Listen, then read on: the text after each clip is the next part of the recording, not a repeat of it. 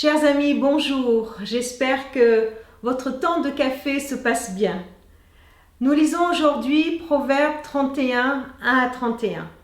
Nous voilà dans le dernier chapitre de ce livre des Proverbes, un chapitre bien particulier. Il est écrit par Lemuel, il est le roi d'une nation étrangère et il communique la sagesse qui lui est donnée par sa mère, des conseils pour devenir un dirigeant sage et juste. C'est un dernier chapitre particulier. C'est un poème sous forme de ce qu'on appelle un acrostiche. C'est-à-dire que chacun des 22 versets du poème commence par une lettre de l'alphabet dans l'ordre de l'alphabet hébraïque. Par exemple, on commence par le Aleph au verset 10 pour finir par le Tau au verset 31. Un poème éloge à la femme vertueuse, une description de la meilleure épouse. Évidemment, disons-le tout de suite, l'épouse est considérée par rapport à son époux, à une époque où l'identité de la femme était le plus souvent définie par sa place et son rôle au sein de la famille. Je trouve quand même assez extraordinaire qu'à cette époque-là, on ait pu noter, écrire, décrire tout ce qu'une femme peut faire dans un foyer et le mettre dans un poème pour en faire l'éloge. Elle n'est pas passée inaperçue, cette femme, que tout ce qu'elle fait dans le quotidien n'est pas passé à côté, mais quelqu'un l'a remarqué et en parle. Une bonne épouse elle est d'abord responsable. Au verset 21, il est dit qu'elle ne gaspille pas son bien. Elle est compétente, on dirait une chef d'entreprise.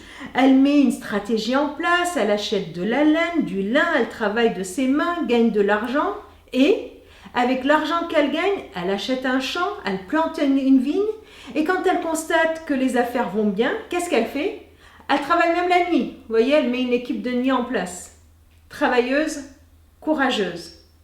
Elle est en plus bienveillante. Elle s'occupe de ses servantes. Sa main secourt les malheureux. Elle est généreuse envers les pauvres.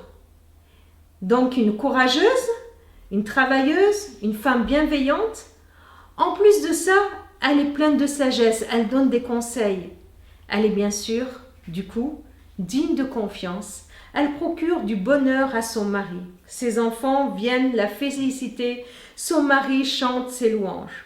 Voilà donc une femme qui applique dans sa vie la sagesse qui vient d'être décrite dans tous ces livres de proverbes, dans tous les choix concrets du quotidien. Est-ce que cette femme vous fait rêver? Est-ce que ce genre de description est là pour nous encourager, mesdames, ou au contraire, nous écraser complètement? Je ne crois pas que nous avons à prendre à la lettre tout ce qu'elle fait. Nous n'avons pas, mesdames, à nous mettre au tricot pour gagner de l'argent. Comprenons tout simplement que la façon de vivre, avec ou sans sagesse, a des conséquences dans tous les aspects de notre vie. Et c'est cela le sens de ce poème. Mais est-ce que ce poème nous parle uniquement du rôle d'une épouse? Certainement pas.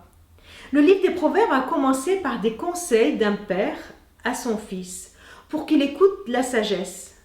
Conseils que nous avons tous et toutes écoutés.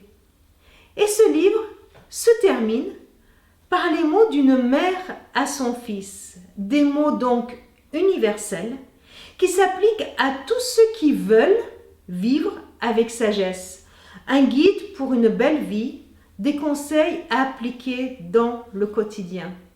C'est quand même extraordinaire de voir cette réponse.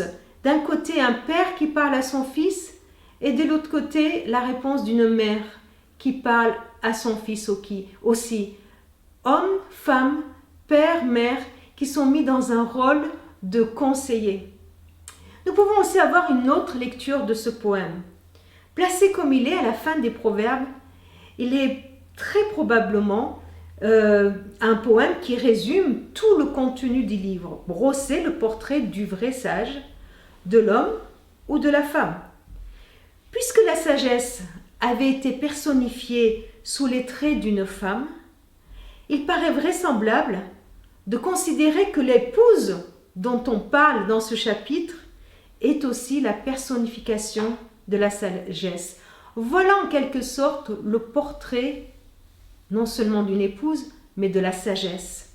Certains y voient même l'œuvre du Saint-Esprit, le Saint-Esprit en action. Par la droiture du caractère, par le dévouement, voilà cette figure qui représente le genre de personne dont nous devons tous nous inspirer. Voilà, le livre des Proverbes s'arrête là avec cette méditation. Nous aurons une pause là pour la fin de la semaine.